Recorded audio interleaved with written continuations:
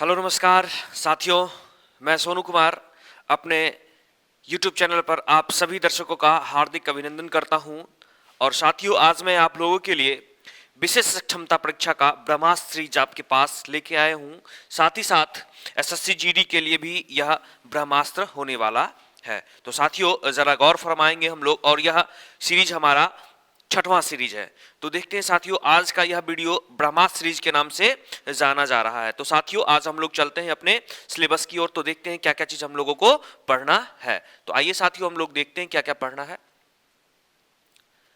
हाँ जी, ये हो गया। तो साथियों, आज हम लोगों को ब्रह्मास्त्र सीरीज के अंतर्गत जो जो चीज पूछे जाते हैं उन सभी चीजों को आज हम लोग पढ़ने वाले हैं साथियों। तो सही ढंग से हम लोग पढ़ेंगे। तो देखा जाए क्या क्या चीज पढ़ता है हम लोग।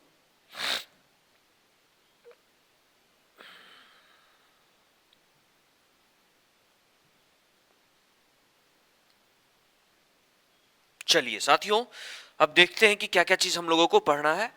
तो अब देखते हैं साथियों, सबसे पहले कह रहा है कि देश की मुद्रा, देश की राजधानी एवं मुद्रा, देश की राजधानी एवं मुद्रा के बारे में बात कर रहा है। तो साथियों, सबसे पहले लेके चलते हैं क्या है देश की राजधानी एवं मुद्रा में।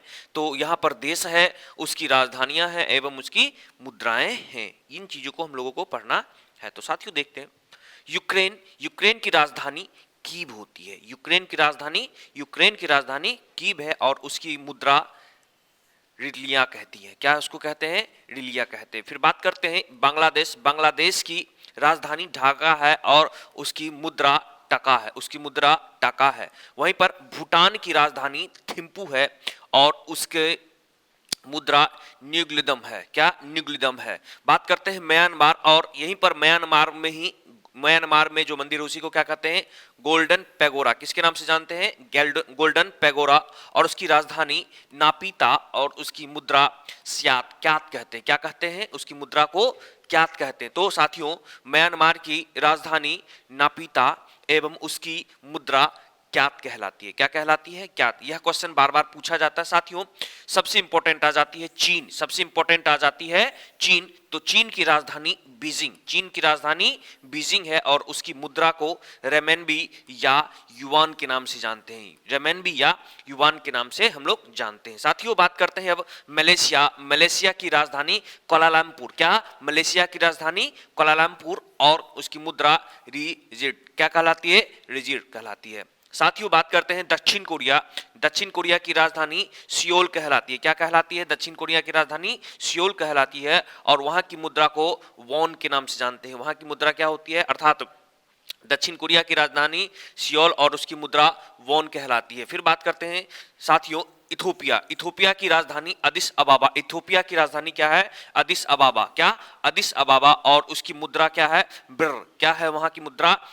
विर कहते हैं। बात करते हैं दक्षिण अफ्रीका, दक्षिण अफ्रीका की राजधानी पिटोसिया। क्या? पिटोसिया। या फिर इसकी 3 राजधानियां के नाम से जानते हैं। यह इसकी कितनी राजधानियां हैं? 3 राजधानियां हैं। एक पिटोसिया है, केपटाउन है या ब्लेम। इन 3 दक्षिण अफ्रीका की 3 राजधानियां पिटोसिया, केपटाउन या ब्लेम। और इसकी मुद्रा क्या होती है? यहाँ की मुद्रा को क्या कहते हैं? इसकी मुद्रा को हम लोग रैंड के नाम से जानते हैं। इसकी मुद्रा क्या है? रैंड होती है। साथ ही साथ बात करते हैं साथियों वेनेजुएला, वेनेजुएला की मुद्रा का नाम, वेनेजुएला का राजधानी कराकस है। वेनेजुएला की राजधानी कराकस होती है और इसकी मुद्रा बोलीवर कहलाती है। क्या कहलाती है? बोलीवर कहलाती है। साथियों, आप लोग भी यहां पर देखते रहिएगा। बात करते हैं इजराइल। क्या कहा था? इजराइल, इजराइल की राजधानी जेरूसलम। इजराइल की राजधानी क्या कहते हैं? इजराइल की राजधानी होती है जेरूसलम और इसकी मुद्रा न्यू सेकेल। क्या? New shekel. वहां की मुद्रा का क्या नाम है? New shekel. अर्थात इजराइल की मुद्रा का क्या नाम है? तो न्यू सेकेल नाम है। साथियों, बात करते हैं अब स्वीडन, बात करते हैं स्वीडन। तो स्वीडन की राजधानी स्टॉकहोम, स्वीडन की राजधानी स्टॉकहोम होती है और इसकी मुद्रा का क्या नाम है? कोन। क्या? कोन। वहीं पर नॉर्वे के बारे में बात करते हैं। तो नॉर्वे की राजधानी, नॉर्वे की, सॉरी मैं इसे ऊपर कर ले रहा हूं थोड़ा सा, हाँ अब इसे मैं बात कर रहा हूं। तो नॉर्वे, नॉर्वे की राजधानी ओस्लो। क्या? नॉर्वे की राजधानी ओस्लो है और इसकी मुद्रा कौन कहलाती है? इसकी मुद्रा क्या कहलाती है? कौन कहलाती है। फिर बात करते हैं डेनमार्क। डेनमार्क की भी राजधानी कोपेनहेगन, डेनमार्क की राजधानी कोपेनहेगन एवं इसकी मुद्रा कौन कहलाती है? क्या कहलाती है साथियों? इसकी मुद्रा भी कौन कहलाती है। आइए साथियों बात करते हैं थाईलैंड। तो थाईलैंड की राजधानी बैंकॉक, थाईलैंड की राजधानी बैंकॉक एवं इसकी मुद्रा बाहत कहलाती है। क्या कहलाती है? बाहत कहलाती है। वहीं पर यूएई, क्या साथियों हमने कहा यूएई, यूएई की राजधानी अबू धाबी, कहां पर? अबू धाबी है और यहाँ की मुद्रा का नाम है दिरहम। क्या? दिरहम। वहीं पर रूस की राजधानी मास्को, रूस की राजधानी मास्को और इसकी मुद्रा का नाम क्या है? तो इसकी मुद्रा का नाम रूबल है। वहीं पर बात करते हैं साथियों वियतनाम। क्या कहा हमने? वियतनाम। वियतनाम की राजधानी का नाम है होनोई। क्या? होनोई। और यह होनोई की मुद्रा का नाम है डोंग। क्या? डोंग। फिर बात करते हैं तुर्की। तुर्की की राजधानी अंकारा, तुर्की की राजधानी अंकारा और यहां की मुद्रा का नाम है लीरा। तो साथियों अभी हमने जस्ट पढ़ा राजधानी, देश, उसकी राजधानी एवं मुद्रा। आइए अब साथियों पढ़ते हैं कि प्रमुख कलाकार। साथियों अब पढ़ते हैं हम लोग कि प्रमुख कलाकार कौन कौन से कलाकार हैं और कैसे कैसे कलाकार किन किन चीजों से रिलेटेड करते हैं। साथियों तो सबसे पहला बात है कल्याणी अम्मा। एक नाम आया जिसका नाम था कल्याणी अम्मा। क्या नाम है? कल्याणी अम्मा। तो कल्याणी अम्मा के बारे में कहा कि कल्याणी अम्मा किस नृत्य की कलाकारा हैं? तो यह नृत्य है मोहिनी अट्टम की कलाकारा है जिसका नाम है कल्याणी अम्मा। और यह कहां से रिलेटेड है? तो यह केरल से रिलेटेड है, अर्थात केरल में मोहिनी अट्टम या फिर केरल में मोहिनी अट्टम डांस नृत्य किया जाता है और यहाँ पर कल्याणी अम्मा इसकी कलाकारा का नाम है। बात करते हैं रुक्मणी देवी। क्या बात करते हैं? रुक्मणी देवी अरुणडेल। क्या? रुक्मणी देवी अरुणडेल जो कि भरतनाट्यम की कलाकारा है। क्या? भरतनाट्यम की कलाकारा है। किसका नाम है? रुक्मिणी देवी अरुणडेल। वहीं पर बात करते हैं बैजंती माला। बैजंती माला जो कलाकारा है वो किससे, कौन से डांस से रिलेटेड है? तो भरतनाट्यम से भी रिलेटेड है। बात करते हैं केनुचरण महापात्रा। क्या? केनुचरण महापात्रा एवं संयुक्ता पाणिग्रही। क्या?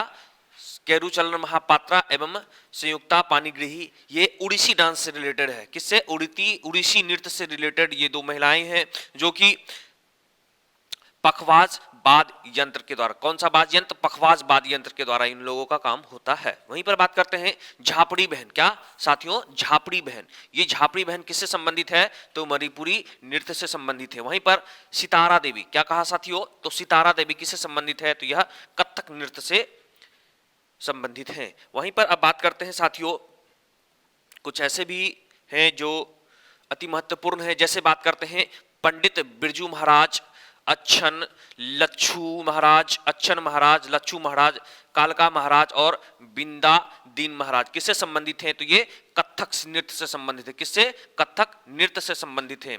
वहीं पर शंकरदेव, शंकरदेव सत्रिया जो सत्रिया नृत्य से संबंधित है, सत्रिया नृत्य से संबंधित है और यह सत्रिया नृत्य नवीनतम शास्त्रीय नृत्य के गिनती में आती है। और यह नवीनतम शास्त्रीय नृत्य को कब डाला गया? तो 2000 ईस्वी में, सन 2000 ईस्वी में सत्रिया नृत्य को, जिसमें नवीनतम शास्त्रीय नृत्य के नाम से जानते हैं जिसका नाम है सत्रिया डांस। वहीं पर बात करते हैं कनक रेले। क्या नाम है साथियों? तो कनक रेले जो कि मोहिनी अट्टम की कलाकारा है। क्या नाम है? मोहिनी अट्टम की कलाकारा है। वहीं पर बात करते हैं साथियों यामिनी गुप्ता। क्या? यामिनी कृष्णमूर्ति। यामिनी कृष्णमूर्ति भरतनाट्यम एवं कुचिपुड़ी दोनों नृत्यों की कलाकारा एक ही है जिसका नाम है यामिनी कृष्णमूर्ति। साथियों आइए बात करते हैं अब, जब महत्वपूर्ण व्यक्तित्व के बारे में बात हो गई, महत्वपूर्ण नाच के बारे में, नृत्य के बारे में बात हो गई, तो अब साथियों चलते हैं हम लोग महत्वपूर्ण कुछ यंत्र के बारे में। क्या? महत्वपूर्ण यंत्र के बारे में साथियों बात करते हैं। तो कौन कौन से यंत्र जो कि परीक्षा के लिए अति महत्वपूर्ण प्रश्न बनते हैं, तो साथियों हम लोग समझते हैं। तो सबसे पहला यंत्र का नाम आता है जो कि अल्टीमीटर। क्या नाम आता है? अल्टीमीटर। जो कि अल्टीमीटर ऊंचाई मापने के लिए किसका प्रयोग करते हैं? तो साथियों ऊंचाई मापने के लिए अल्टीमीटर का उपयोग करते हैं। वहीं पर साथियों गहराई मापने के लिए फेदोमीटर का उपयोग करते हैं, आर्द्रता मापने के लिए हाइग्रोमीटर का यूज करते हैं, रक्तदाब मापने के लिए स्फिग्नोमैनोमीटर का उपयोग करते हैं, दाब मापने के लिए बैरोमीटर का प्रयोग करते हैं। साथियों वहीं पर तापमान को मापने के लिए थर्मामीटर का प्रयोग करते हैं और अधिकतम तापमान को मापने के लिए साथियों यहां पर पायरोमीटर का उपयोग करते हैं। एवं साथ ही साथ ये कह रहा है कि हृदय की धड़कन को मापने के लिए ईसीजी यंत्र का उपयोग करते हैं। किसका? ईसीजी यंत्र का उपयोग करते हैं, जिसका पूरा नाम होता है इलेक्ट्रोकार्डियोग्राम। क्या साथियों हमने कहा? इलेक्ट्रोकार्डियोग्राम। वहीं पर साथियों बात करते हैं मस्तिष्क के यंत्र को, मस्तिष्क को नापने के लिए किसका उपयोग करते हैं? तो ईईजी। किसका? ईईजी।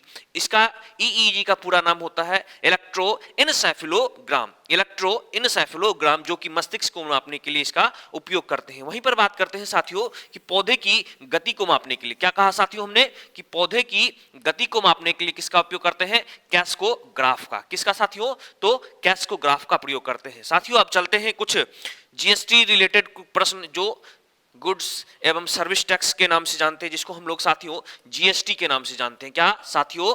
तो जीएसटी के नाम से जानते हैं। यह कब लागू हुआ था? तो यह लागू हुआ था 1 जुलाई 2017 को। 1 जुलाई 2017 को लागू हुआ था। क्या कहा है साथियों? तो 1 जुलाई 2017 को भारत में लागू हुआ था। और सबसे पहला देश जीएसटी को लागू करने वाला सबसे पहला देश कौन था? तो यह सबसे पहला देश फ्रांस था। यह सबसे पहला देश कौन था? यह सबसे पहला देश फ्रांस था, जो कि 1954 ईस्वी को लगाया था। कौन? फ्रांस ने।